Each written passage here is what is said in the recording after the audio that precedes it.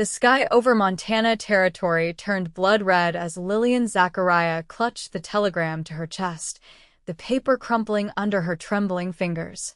Gone to California. Found gold. Don't wait for me. 8 words that shattered the life she'd built, the future she'd planned, and the love she believed would last forever. It was 1871, and Lillian had given everything to Thomas West in her heart, her virtue, and now, unwittingly, her future. The small swell of her belly beneath her cotton dress was proof of that. 6 weeks along, and the father of her child had abandoned her without a backward glance, leaving her alone in a town where an unmarried mother was worse than a criminal. The boarding house where she worked wouldn't keep her once her condition became apparent. Mrs. Drummond had made that clear when she'd fired Sally Baker just last spring. "No loose women under my roof," she declared, watching as Sally gathered her meager possessions and disappeared into the cold Montana night. Lillian wiped her tears with the back of her hand. Crying wouldn't help. She needed a plan, and quickly. With only $28 saved and winter approaching, her options were terrifyingly limited. "Miss Zachariah? Are you unwell?" The deep voice startled her, and she turned to see Noah Irwin, hat in hand, standing on the boarding house porch behind her. "I'm fine, Mr. Irwin. Just thinking." She hastily tucked the telegram into her pocket, but not before noticing how his eyes followed the movement. Noah Irwin was a puzzle to most of Silver Creek.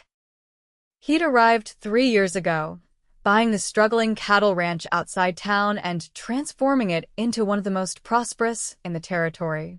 He kept to himself, rarely came to town except for supplies, and spoke little. The townsfolk respected him for his fair dealings, but knew almost nothing about him. "Thinking looks painful today," he observed quietly. Something in his tone, genuine concern without pity, made Lillian's carefully constructed walls begin to crumble. "It's nothing that concerns others," she managed, straightening her shoulders. Noah nodded slowly, his weathered face impassive except for his eyes startlingly blue against his sun-darkened skin. "Sometimes troubles shared are troubles halved. And sometimes they're just troubles spread," Lillian countered, attempting a smile that failed miserably. "Fair enough." He settled his hat back on his head. "If you change your mind, my offer stands. Good day, Miss Zachariah." She watched him walk away, his tall frame moving with the easy grace of a man comfortable in his own skin. For a fleeting moment, she wondered what it would be like to have someone like Noah Irwin to rely on, someone solid and steady, not flighty and full of empty promises like Thomas. The thought vanished as quickly as it had come. Men like Noah Irwin didn't want women like her, especially not now. 2 weeks later, Lillian stood in Mrs. Drummond's parlor, hands clasped tightly before her as the older woman's face contorted with disgust. "I suspected as much when you were ill 3 mornings running," Mrs. Drummond said coldly. "Pack your things. I want you gone by nightfall." "Please, Mrs. Drummond. I'll work twice as hard. No one needs to know. Everyone will know." The landlady slammed her hand down on the polished oak table. "Do you think you can hide a growing belly? Do you think the respectability of my establishment means nothing to me? Out before sundown. And don't expect a reference." 3 hours later, Lillian sat on her trunk outside the boarding house, watching the sun sink toward the mountains. The street was mostly empty, the townspeople at supper or settling in for the evening. A few passers-by averted their eyes, having already heard the news of her disgrace. In Silver Creek, gossip traveled faster than the stagecoach. The clip-clop of hooves made her look up. Noah Irwin pulled his wagon to a stop in front of her, his expression unreadable in the fading light. "Miss Zachariah." "Mr. Irwin." "I heard what happened." Of course he had. Everyone had. "I'm sorry for your troubles," he continued when she remained silent. "Thank you for your concern," she replied stiffly. "But as you can see, I'm managing." He looked pointedly at her trunk, then at the darkening sky. "Where will you go?" The question hung in the air between them. Lillian had spent the afternoon going from place to place, seeking work, seeking shelter. Every door had closed before she could fully explain her situation. "I have prospects," she lied. "In Silver Creek? Perhaps not here." Noah sighed, removing his hat and running a hand through his dark hair. "Miss Zachariah, I have a proposition for you." Lillian stiffened. She knew what kind of propositions men made to women in her situation. "I'm not that desperate, Mr. Irwin." To her surprise, a flash of genuine hurt crossed his face. "You misunderstand me. I need a housekeeper at my ranch. The cabin is small but clean. You'd have your own room. Fair wages." And he hesitated. No one there to judge your condition. Lillian studied him suspiciously. "Why would you help me?" "Because I know what it's like to be alone when the world turns its back on you." Something in his voice told her he spoke from experience. "And because my ranch hands are about to mutiny over my cooking." Despite everything, a small laugh escaped her. "That bad?" "Worse." His mouth quirked up slightly. "Last week, Jake threatened to feed my biscuits to the coyotes, but said he was afraid they'd die." Lillian hesitated, weighing her options. She could stay in town and face further rejection, try to make it to another settlement before her money ran out, or accept Noah Irwin's offer. What happens when? After. She couldn't bring herself to mention the baby directly. Noah's expression softened. "We'll cross that bridge when we come to it. For now, you need shelter and work. I need someone who can cook something better than saddle leather." Seems like a fair arrangement to me. Against her better judgment, against everything she'd been raised to believe about propriety and caution, Lillian found herself nodding. "All right, Mr. Irwin. I accept your offer." The relief in his eyes was unexpected. "Good. Let me get your trunk." As Noah's wagon rattled out of Silver Creek, Lillian felt the weight of the town's judgment falling away. What lay ahead was uncertain, but for the first time since receiving Thomas's telegram, she allowed herself to hope. The Rocking Eye Ranch sat nestled in a valley 12 miles outside Silver Creek, sheltered by pine-covered hills and watered by a clear, rushing creek. When they crested the final rise, Lillian caught her breath at the sight. The main house, a substantial log cabin with a covered porch, sat on a gentle slope, with corrals, a barn, and bunkhouse arranged below it. In the fading light, lamps glowed warmly from the windows, and smoke curled from the stone chimney. "It's beautiful," she murmured. "It's home," Noah replied simply, a note of pride in his voice. 3 ranch hands met them in the yard: Jake, a weathered man with a silver-streaked beard; Elijah, barely 20 with freckles scattered across his eager face; and Miguel, quiet and watchful, with quick, intelligent eyes. They greeted Noah respectfully, then turned curious gazes on Lillian. "Miss Zachariah is our new housekeeper," Noah explained, helping her down from the wagon. "I expect you to treat her with the same respect you'd show your own mothers." The men nodded, though Lillian didn't miss the speculative glances they exchanged. They knew why a woman would suddenly leave town for a remote ranch job. But unlike the townsfolk, they seemed more concerned with the practical implications. "Does this mean no more of the boss's flapjacks?" Elijah asked hopefully. "God willing," Jake muttered, crossing himself dramatically. Lillian couldn't help smiling. "I'll do my best to improve the menu." "Then you're welcome here, miss," Miguel said with quiet sincerity. The inside of the cabin surprised her. It was larger than it appeared from outside, with a spacious main room that served as kitchen and living area, and 3 doors leading off it. One, Noah explained, led to his bedroom, another to what would be hers, and the third to a small study. Her room was simple but comfortable: a narrow bed with a quilt, a chest of drawers, a small table with a wash basin, and a window that faced east toward the mountains. Someone had placed a jar of wildflowers on the table. "Jake's wife used to be our housekeeper before she passed last winter," Noah explained, seeing her surprise at the thoughtful touch. The men miss having a woman's presence around the place. I'm sorry for your loss. For their loss, Lillian corrected quickly. She was a good woman. Noah set her trunk at the foot of the bed. I'll let you settle in. Supper's whatever you can find in the pantry. We usually eat around 7. Left alone, Lillian sank onto the bed, overwhelmed by the day's events. She placed a protective hand over her still, flat stomach. We'll be all right, she whispered to her unborn child. Somehow, we'll make this work. That night, she served a simple but edible stew with the provisions she found. The men ate enthusiastically, complimenting her cooking with genuine appreciation. Noah said little during the meal, but she often felt his gaze on her when he thought she wasn't looking. As the weeks passed, Lillian settled into life at the Rocking Eye.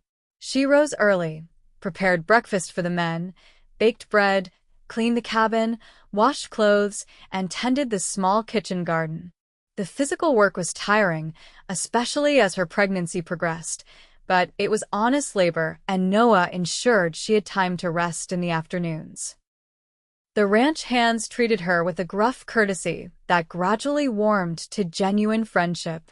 They brought her wildflowers from the range, helped carry heavy water buckets, and never once mentioned her expanding waistline or asked about the absent father. Noah remained something of a mystery. He worked from dawn until dusk, often returning after the others had eaten. Sometimes in the evenings, he would sit by the fire while Lillian mended or knitted, occasionally making conversation but mostly content in silence. She learned he was 32, had come from Pennsylvania originally, and had fought for the Union in the war. Beyond that, he volunteered little about his past. As autumn deepened toward winter, Lillian's condition became impossible to ignore. By November, her dresses strained across her middle, and she fashioned new ones from fabric Noah brought from town without her asking. The baby moved constantly now, especially in the evenings, kicking and rolling as if impatient to enter the world. One night, as the first snow fell outside, Lillian sat by the fire struggling with a particularly difficult seam on a baby gown. Noah watched her from his chair, a book open but unread in his lap. You should see Doc Miller, he said abruptly. Lillian looked up, startled. I'm perfectly healthy, Mr. Irwin. Noah, he corrected gently, as he had a dozen times before. And I don't doubt your health, but the baby should be checked. The passes will be snowed in soon, if there are complications. The unspoken concern hung in the air between them. They both knew women died in childbirth, especially far from medical help. I can't go to town, she said quietly. Not after. I've arranged for him to come here. Tomorrow. Lillian's fingers stilled on her sewing. You had no right to do that without asking me. No, he agreed, surprising her. I didn't. But I would do it again to ensure your safety. Both of you. His gaze dropped briefly to her rounded belly before returning to her face. The genuine concern in his eyes melted her anger. Thank you, she said finally. But please, in the future, discuss such matters with me first. I will. He hesitated, then added, Lillian, there's something else we should discuss. The baby will come in February. Late January, I think. Noah nodded. When that happens, what are your plans? The question she'd been avoiding for months. I don't know, she admitted. I had thought perhaps to find work in another town, where no one knows me. Pass myself off as a widow. You could stay here. Lillian's heart skipped. As your housekeeper? With a baby? As my wife. The words hung in the silence between them, enormous and unexpected. Lillian stared at him, certain she'd misheard. Your wife, she echoed faintly. Noah set his book aside and leaned forward, his expression more open than she'd ever seen it.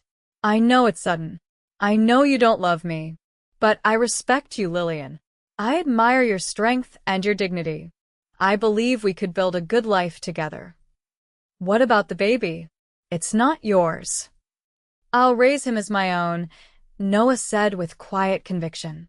No one need ever know differently. Tears sprang to Lillian's eyes. Why would you do this? Because I've come to care for you. Because that child deserves a father who will be there. Because I've been alone too long. He smiled slightly. And because your cooking is far superior to mine. A laugh bubbled up through her tears. That's hardly a basis for marriage. Perhaps not. But it's a start. Noah rose and came to kneel beside her chair, taking her hand in his. I'm not asking for your heart, Lillian. Just a chance to earn it.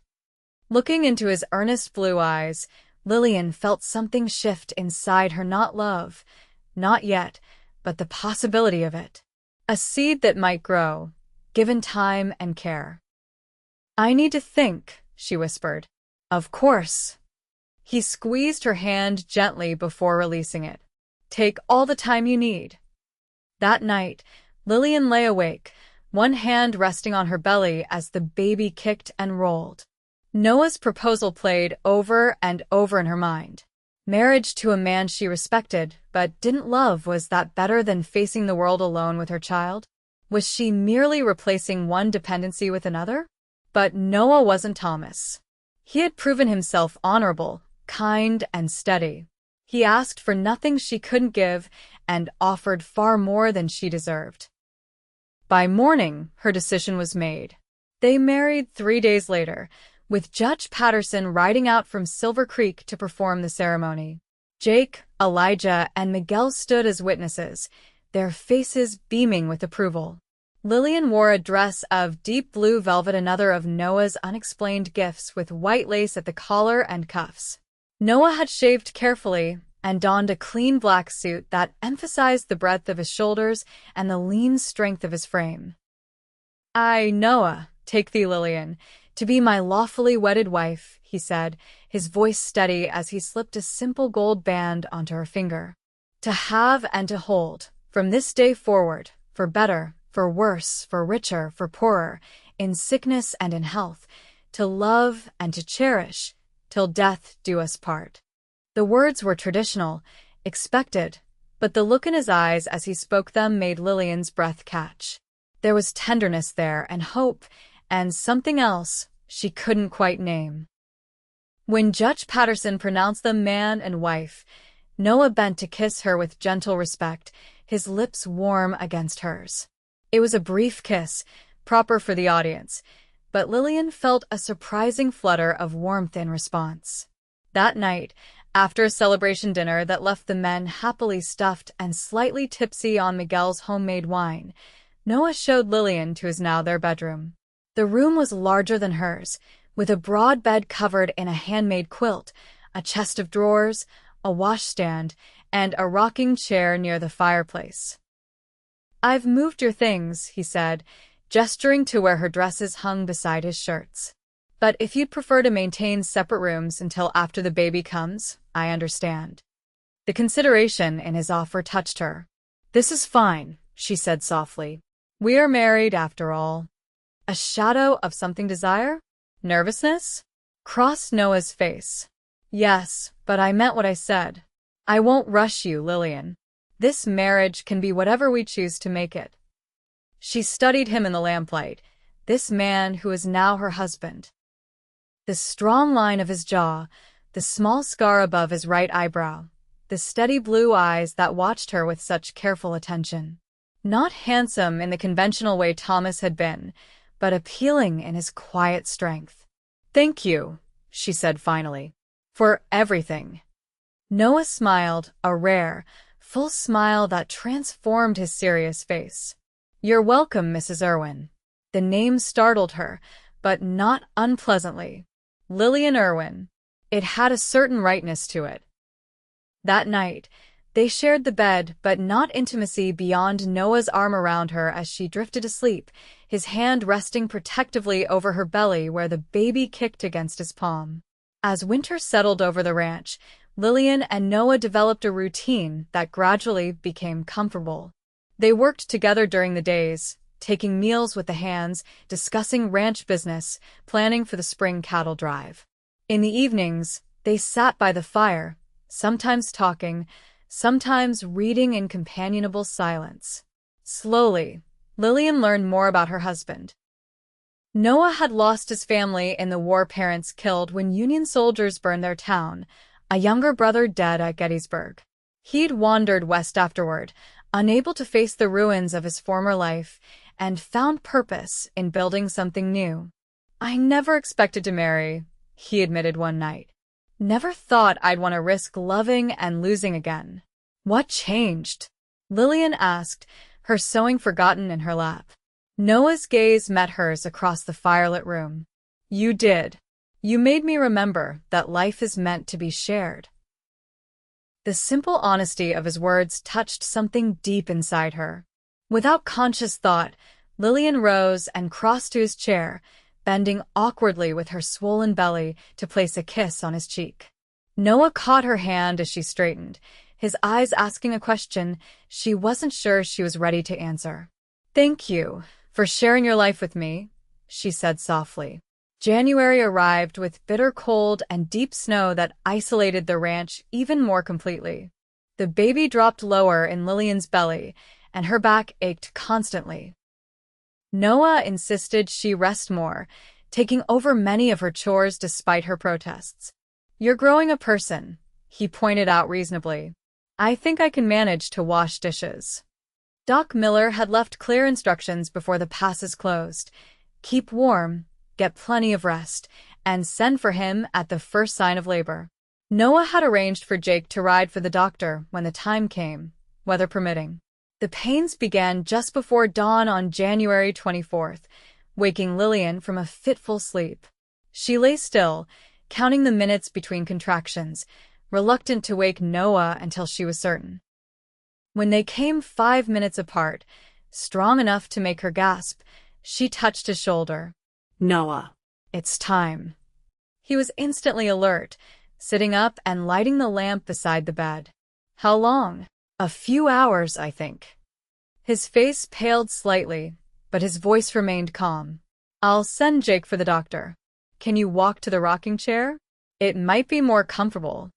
The next 12 hours passed in a blur of pain for Lillian.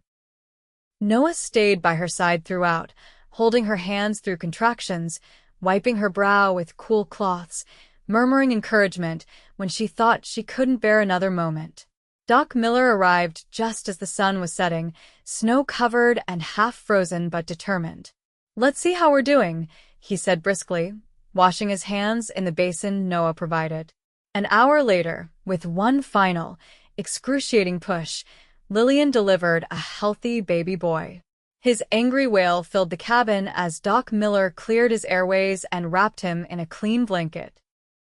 "A fine son," the doctor announced, placing the tiny bundle in Lillian's arms. "Congratulations, Mrs. Irwin." Lillian stared down at the red, wrinkled face, overwhelmed by a love so fierce it took her breath away. The baby had a shock of dark hair and, when he briefly opened them, blue eyes like Noah's, she thought irrationally, though she knew newborns' eyes often changed color. "He's perfect," she whispered. "Yes, he is." Noah's voice was thick with emotion as he knelt beside the bed, one finger gently stroking the baby's cheek. Hello, son.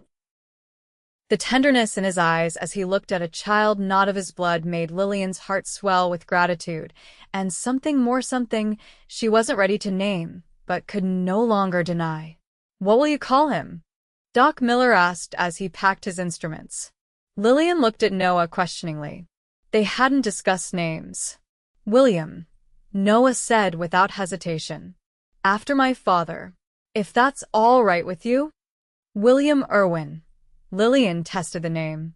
"It's perfect." Later, after Doc Miller had departed with promises to return in a week, and William was sleeping peacefully in the cradle Noah had crafted, Lillian found herself alone with her husband. "Thank you," she said, her voice husky with exhaustion and emotion. "For everything today. For being there." Noah sat on the edge of the bed, taking her hand in his. "Where else would I be? He's my son now." "You meant it," she realized. "About raising him as your own." "I meant every word, Lillian." His eyes held hers steadily.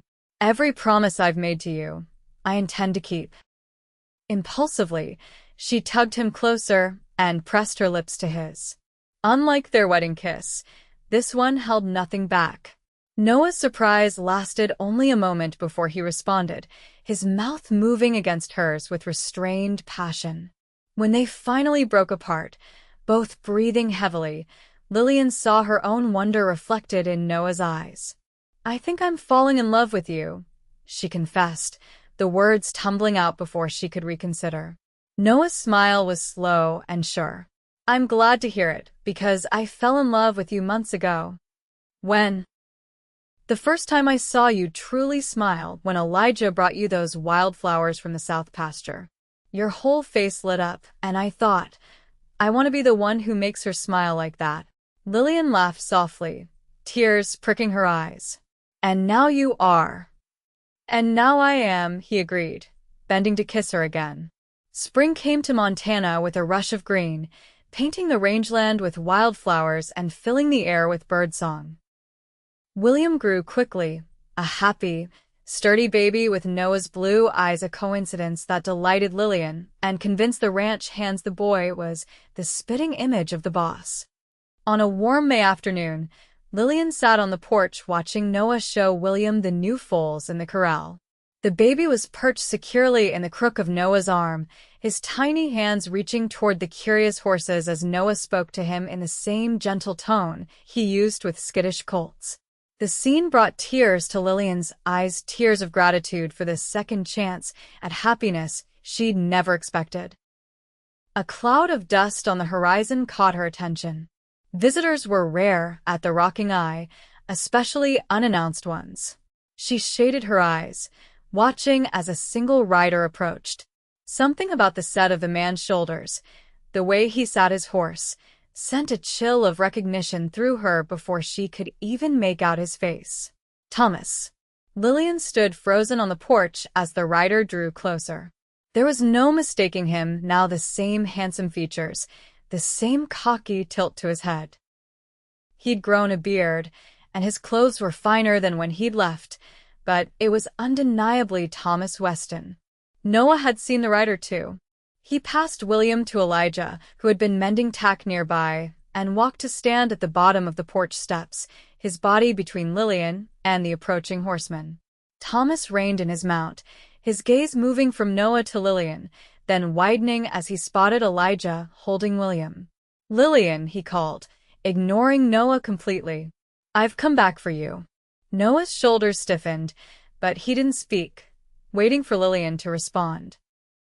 "You're too late, Thomas," she said, her voice steadier than she felt. "Far too late." Thomas dismounted, taking a step forward before Noah's presence made him pause. "I've made my fortune in California. I can give you everything now, a fine house, servants, pretty dresses." His gaze drifted to William. Is he mine?" "No," Lillian and Noah said simultaneously. Noah turned slightly, his eyes meeting Lillian's with an unspoken question. She nodded once, giving him permission to continue. "That's my son," Noah said, his voice quiet but carrying a warning Thomas would be foolish to ignore. "And Lillian is my wife." Thomas's face darkened. "You didn't waste any time, did you, Lillian? I leave for a few months, and you're in another man's bed." "You abandoned her," Noah cut in before Lillian could respond. "Left her alone and with child. What did you expect her to do? Wait for me to return, of course, with nothing but 8 words in a telegram?" Lillian descended the steps to stand beside Noah. No explanation, no promise to return, not a penny to support your child. Thomas had the grace to look uncomfortable. "I always meant to come back. When it was convenient for you." Lillian felt Noah's hand slip into hers, warm and supportive. "Well, life moved on without you, Thomas. I moved on. With him." Thomas gestured dismissively at Noah. "A dirt-poor rancher?" Noah's laugh surprised everyone. "I own the largest cattle operation in 3 counties, Weston. I may get dirt under my fingernails, but there's nothing poor about this ranch." Thomas's eyes narrowed calculatingly. Well, that changes things. Lillian, surely we can talk about this. The boy needs his real father. He has his real father, Lillian said firmly, squeezing Noah's hand. The man who was there when he was born, who walks the floor with him at night, who loves him without condition or reservation. That's what makes a father, Thomas. Not blood. Thomas's face hardened. I have rights. You gave up any rights when you abandoned them both, Noah said, his voice dangerously soft. I suggest you get back on your horse and ride away while you still can. As if on cue, Jake and Miguel appeared, each carrying a rifle with casual menace. Thomas looked from them to Noah, then to Lillian, searching for any sign of hesitation or doubt. Finding none, his shoulders slumped slightly. Is this really what you want, Lillian? Him instead of me? The question was meant to plant seeds of doubt, but Lillian felt only certainty as she looked up at Noah's steady profile, then back at Thomas. Yes, she said simply. This is exactly what I want. Goodbye, Thomas. For a moment, it seemed Thomas might argue further, but something in Lillian's expression, or perhaps the unwavering stance of the men surrounding her, convinced him of the futility. With a final bitter glance, he mounted his horse and rode away, without looking back. Lillian watched until he disappeared over the rise, feeling nothing but relief. When he was gone, she turned to find Noah watching her, his eyes questioning. Are you all right? She nodded, smiling up at him. More than all right. Noah studied her face carefully. You're sure? About us, about everything? In answer, Lillian rose on tiptoe and kissed him thoroughly, ignoring the whistles and cheers from Jake and Miguel. I have never been more certain of anything in my life, she said when they broke apart. You are my choice, Noah Irwin. You and William and this life we've built together. Noah's smile was like the sun breaking through clouds. Then let's continue building it, he said, drawing her close. One day at a time. As they walked back to the house, William babbling happily in Elijah's arms, Lillian thought about the strange twists of fate that had brought her here. Thomas's betrayal had seemed like the end of her world, but it had led her to Noah, to a love deeper and truer than she'd ever imagined possible. Sometimes, she reflected, what feels like an ending is really just the beginning of a better story.